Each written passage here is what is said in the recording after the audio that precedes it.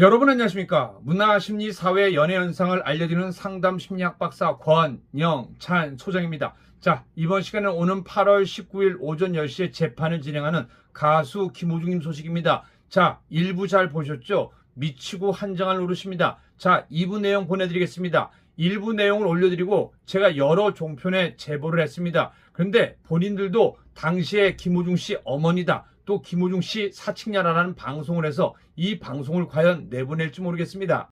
그리고 이분이 이진호 유튜버는 바로 고소를 한다고 합니다. 잘못된 허위 사실을 방송으로 조작했기 때문입니다.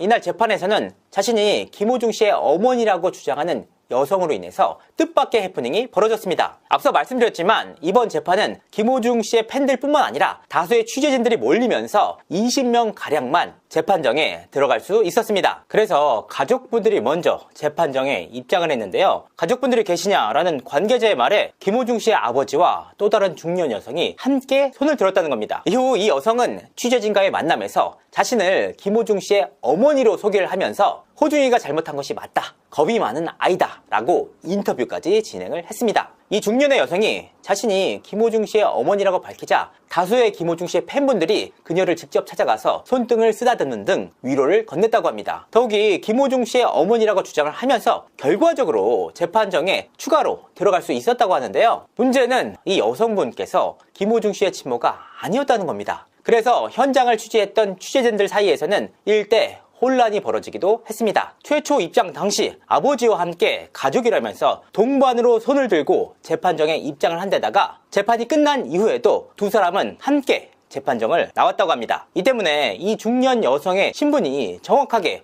확인되지는 않지만 김호중 씨의 아버지와 가까운 사이라는 것을 엿볼 수가 있었습니다. 정말 예측할 수 없는 상황이 벌어진 겁니다. 그리고 안용진 기자 같은 경우에는요, 언론중재위원회에 제보한다고 했는데 제가 웬만하면은 반론 보도를 요청해 보겠다고 얘기했습니다. 그래서 이 내용을 전했고, 아무튼 간에 어떠한 누구도 언론에 의해서 허위 사실 유포가 돼서 그분의 명예가 훼손되면 안 됩니다. 자, 2부 내용 마저 들어보시면 더 놀라실 겁니다.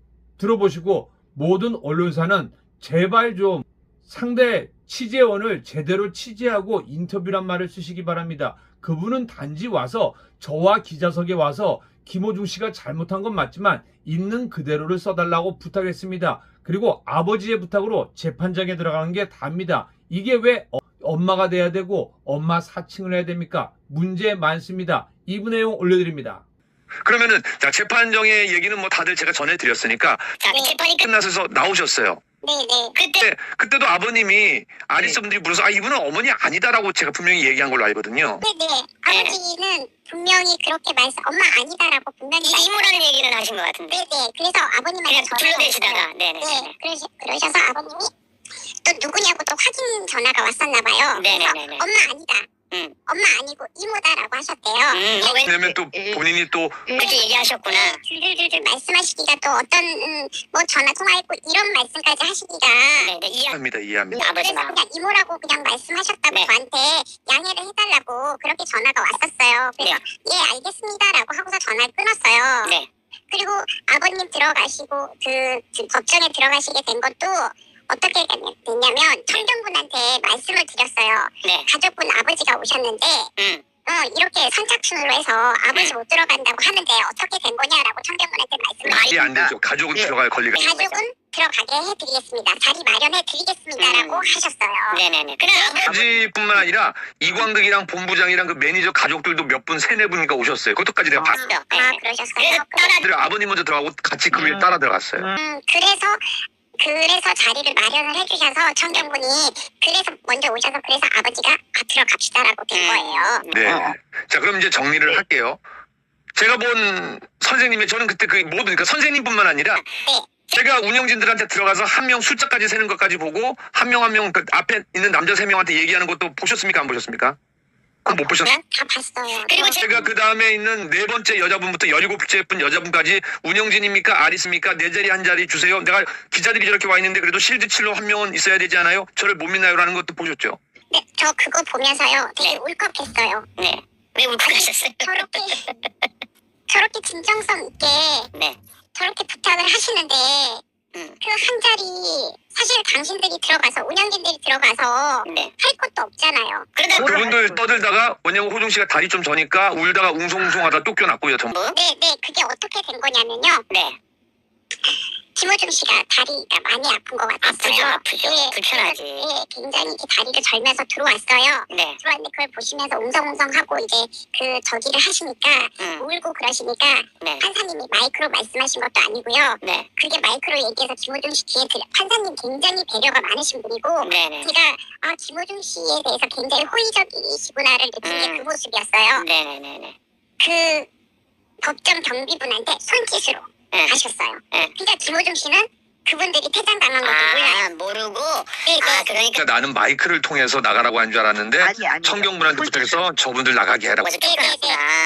그래서 김호중 씨가 나간지도 모르게 김호중 씨에 대한 배려더라고요. 그래서 나중에 들으니까 거기서 그렇게 해서 멘탈이 흔들려 버리면 그 안에 구치소에 가서 굉장히 힘들대요 생활이. 그래서 손짓으로. 그렇구나. 아니 제가 언론사 대표한테 들은 거는 네네. 그러니까 물론 기자를 통해서 들었겠죠. 어느 기자란 말씀 안 드리겠습니다. 근데 거기 있던 아리스 분들이 호중 씨가 절면서 나와서 울고 웅성웅성 하니까 쫓겨났다고 하는데 그렇게 된 거군요. 그러니까 판사분이 배려가 좀 있으셨네. 네, 굉장히 제가 그래서 김호중 씨 재판이 정말 잘 되겠다라고 생각한 게 그 쳐다보는 눈빛이 굉장히 호의적이셨고 말씀하시는 것도 그랬고 김호중 씨에 대해서 배려가 굉장히 있으신 그런 판사님이셨어요. 그러면 요거는 사실은 또 공정이니까 선생님 개인적인 의견으로 제가 하고요. 자, 그러면 여기서 제일 중요한 거.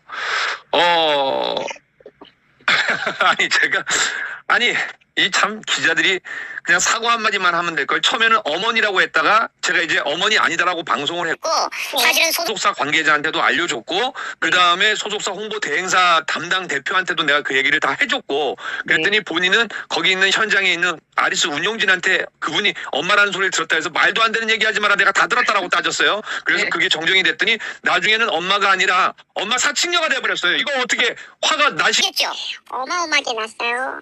저 지금 한 3일 동안 지금 잠도 못 자고 와 이거를 제가 살면서 와 이거 사기꾼 된 거야? 제가 안 하는데 말이 없어요. 사실. 죄송한데 제가 선생님이 호중 씨에 대한 그 열심히 돕는다는 걸 알고 저도 선생님 연락처를 아리스를 통해서 알았거든요. 그래서 제가 뭐 많이는 하지만 한두 번 전화해서 여러 가지 상황을 좀 점검을 했었고 그리고 그날 저는 선생님 법원에 온다는 거 몰랐는데 그래서 아버지 옆에 있었던 분 있었고 그래서 그래서 눈치로 알게 됐는데 그래서 저는 아버지한테도 인사를 안 하고 기자는 제가 기자 쪽에 있었고 근데 어떻게 이런 일이 일어납니까? 이게 다 미친 거 아닙니까?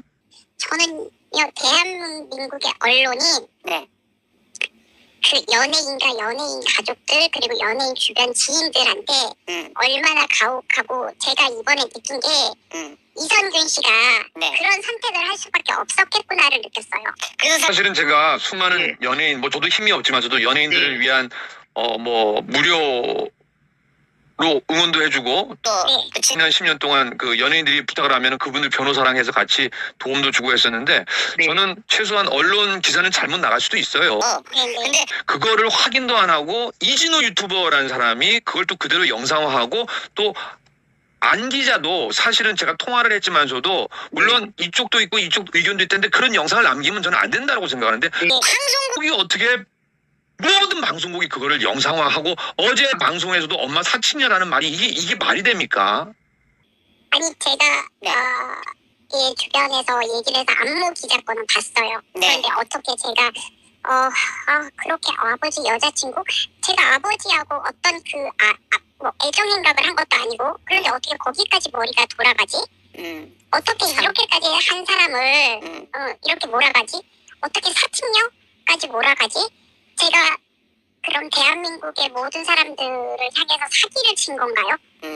저 거기서 정말 화가 나서 이거 진짜 어떤 그 사과 기사 내지는 정정 기사라도 받아내야 되는 거 아닌가? 제가 변호사님들하고 계속 얘기를 해요. 그렇게 되면 또 선생님도 심정이 노출이 되죠. 그래서 그냥 가만히 계시는 게 또 이제 김호중 가수님이나 저를 위해서 줬습니다. 지금은 때가 아닙니다라고 말씀들을 하시는 거예요. 네. 이게 제가 사실은 뭐 그 언론중재위원회 뭐 이진호 씨 관련해서 그 기자 몇 명을 이제 2명 정도를 고발을 해서 제가 진행을 했는데 이 정도면 선생님 언론사들 다 정정 보도 내고 반론 보도 내고 사과하고 심지어는요 벌금 그 나름대로 그 일정 부분 선생님이 정신적인 고통을 받은 것까지 선생님한테 그 민사로 다 물어줘야 돼요. 저는 그나마 권영찬 교수님께서 그래도 그 반박 기사를 계속 내고 계시더라고요. 네네, 반박 영상을 계속 네, 반박 영상을 계속 내고 계셔서 그나마 거기서 위안을 받고 있거든요. 네. 와, 저는 정말 제가 계속 김호중 씨에 대해서 계속 꼬리를 물는 그런 기사들을 보면서 화가 네. 많이 났기도 했었지만 아니 이 정도면은 끝내야 되는 거 아니에요?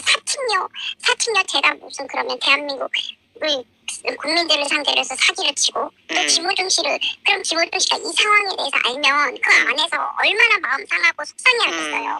참 교수님. 다시 한번 제가 저는 개공 기자로 활동하고 방송을 35년 했지만서도 저도 한번 다시 한번 놀라고 충격이었고 선생님한테 죄송하단 말을 제가 전해드리고 이 영상을 통해서 네.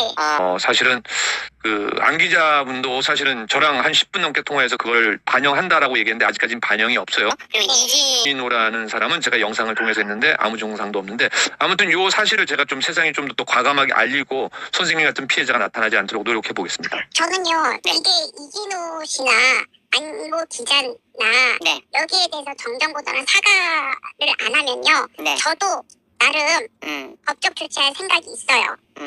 제가 알기로 저는 선생님 지위나 그런 걸 다 알아서 충분히 힘이 넘치시는 분인데 아무튼 요번에 마음이 속상하실 것 같은데 제가 대신 사과드리겠습니다. 오늘 바쁘신데 이렇게 통화해 주셔서 감사하고요. 제가 좀 중심을 잡아서 이 잘못된 거 얼마나 제대로 돌려놓을 수 있는지는 모르겠지만 저도 노력해 보겠습니다. 네, 감사합니다, 교수님. 바쁘신데 감사합니다. 감사합니다. 네, 고맙습니다. 네, 들어가세요.